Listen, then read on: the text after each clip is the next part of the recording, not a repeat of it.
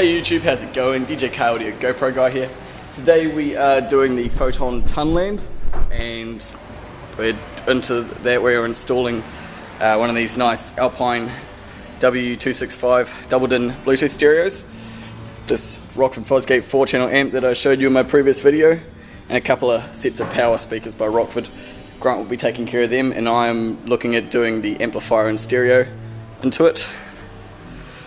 So this is the dash. The stereo obviously just go straight in the middle there, and I have found quite a nice place for the amplifier to go where it's out of the way.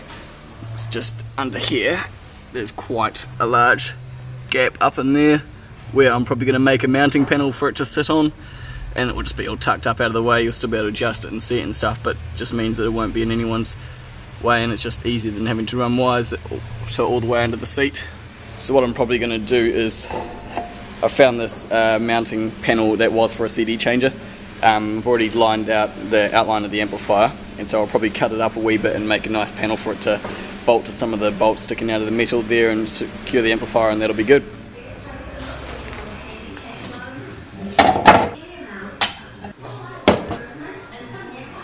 Nice.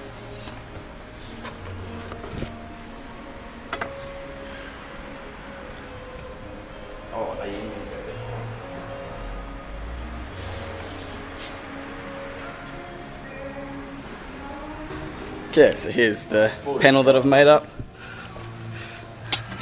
Set this in here, get this torch facing the right way. So this is just gonna go up there. Where's the bolt? Gone up. Oh yeah, there it is. Top one goes in that bolt, bottom one goes in this bolt. And that'll get bolted too, and then the amp will just bolt to it in the holes that I've drilled at the sides there.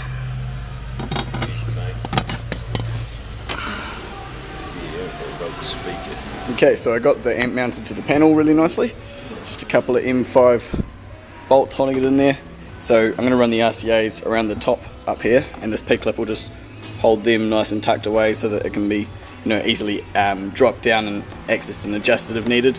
And then obviously the speaker wires and the power connector will just be, they'll have enough slack on them so you can drop it all the way down and adjust it if you need to. So just to look at where Grant's at with the first speaker. It's got the woofer in, some nice gasket tape in there, well secured, and here's the crossover. Just about to wire it up, and then after that we'll be looking at putting the tweeter in the factory mount here, which goes, so that's where the door handle is. The tweeter's going to go there. Okay, so I've almost completed the loom for the amp. Obviously the RCAs come out, P-clip holds them in place and they connect just there. I've got the speaker wires and the remote wires sorted. Just going to run along here up to the RCAs for the head unit, and there's the speaker wires where they will join onto the factory wires.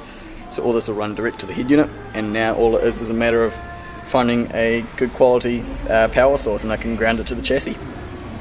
Okay, so skipping ahead a wee bit, I've got the wiring all done up here for the stereo plug into. Just got to run the microphone for that, but I've got the RCAs and the speaker wires running through to the amplifier location. Sort of ducks around under there. You can kind of see it's all wrapped up there, and it pops out behind there. And so this is my ground here. I'm just using one of these bolts that the bracket is going to mount onto. So that's, it's hard to see, but I have ground all the paint and stuff off that panel, so this will just pop out of nowhere and then plug into the amp. So only thing really left to do for the amplifier is find a permanent power source. Okay, so now where I'm at, I've got the microphone done, the stereo is pretty much in and ready to be set up and started to be tested. Got the amp powered up and just sitting down there relatively loosely without the speakers connected, because I'm about to do this Rockford Fosgate test CD for tuning the gains. So because it's a 4-channel amp powering speakers and not a subwoofer, we want to test it on the 1 kHz track, which is at 0 dB, which is track 7. So I'll just chuck the CD in.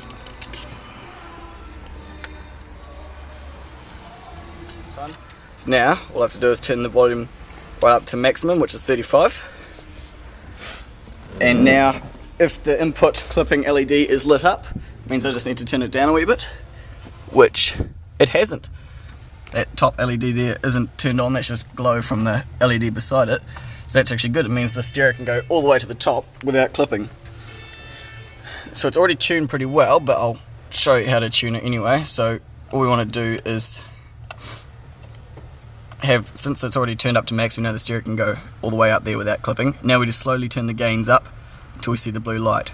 So at first it goes blue, after that it goes blue-red, and after that it just turns straight to red. So what we want, because we're using a test tone, is it to be just blue. So we just go out and then just back to blue. And same for the rear, just as it turns blue. There we go. The punch or power EQs are just turned down to minimum, we don't need those up. Frequencies are all set to all pass, and the input type is set to 4-channel. So now the amp is properly tuned for the stereo. Sweet. So now that the amp is all tuned to the correct gains without any clipping coming out of the stereo, I can plug the speakers back in, mount up the amplifier, and that part of the job will be done. And there it is, mounted up, cabled up, tuned. So we've got the RCAs just sort of popping out that side, all the power and speaker wires and the RCA heads down at that side, bolted down the bottom and up the top, you can kind of see it. And if we need to tune it, we can just get a long flat blade screwdriver. You can get to the controls straight through there, easy as. So here's what Grant's done for the tweeters and the front doors. This is the one for the left hand door. Just got the Rockford Fosgate power tweeter initially mounted in there with a few tacks of hot glue just to keep it stable, and then some RTV to do the rest of the setting and holding it in place for the long term. And then that will just mount back on the door. Okay, so the front half of the car is officially done. Got both of the component speakers in the doors, stereo in there, all looking nice, and the amplifier obviously hidden away behind the glove box doing its thing. Now just to finish off the rear speakers, Grant's halfway through getting the right hand one done, and then we'll get onto the left hand one and the job will be done. Nice smile, Grant, yeah, you're pretty. There's the rear right one done, one more to go. And there's the left one done. That's pretty much the hard work done. Now crank it up and have a listen. Job done, time for a running test.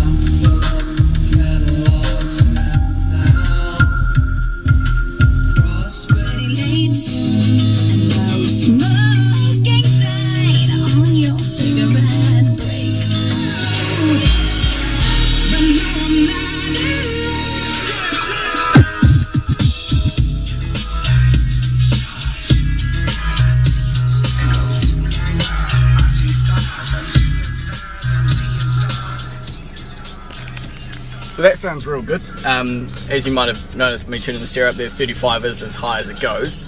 But it was really, really good. At its maximum volume there, it wasn't clipping at all. It sounded really, really clean. And I think that volume there is definitely loud enough for what the customer is wanting to achieve. Any louder than that, it's just, you could not concentrate on driving whatsoever. So yeah, no, really good. Yeah, I think she'll be real happy with that. And I'll, show her where the amp is and everything like that. Tune the colour settings a wee bit just to match the, onboard display. Everything's, blue with that kind of blue-white. So I, made all the keys deep blue, and then the display here. It's hard to tell because with the camera, but the display there is quite light blue. And I suppose, yeah, it looks a bit dirty at the moment just from dust around the car. I'll give it a wipe with a microfiber cloth and make it look real shiny and neat for her. Cheers for watching this video, guys. I hope you enjoyed it or maybe learned something from it. If you did enjoy it, give it a like, or share it on Facebook, whatever floats your boat. Really helps me. It really gives me inspiration to make more videos and spend more time documenting my installs and making really clean looking things as well. Appreciate it, guys. Cheers.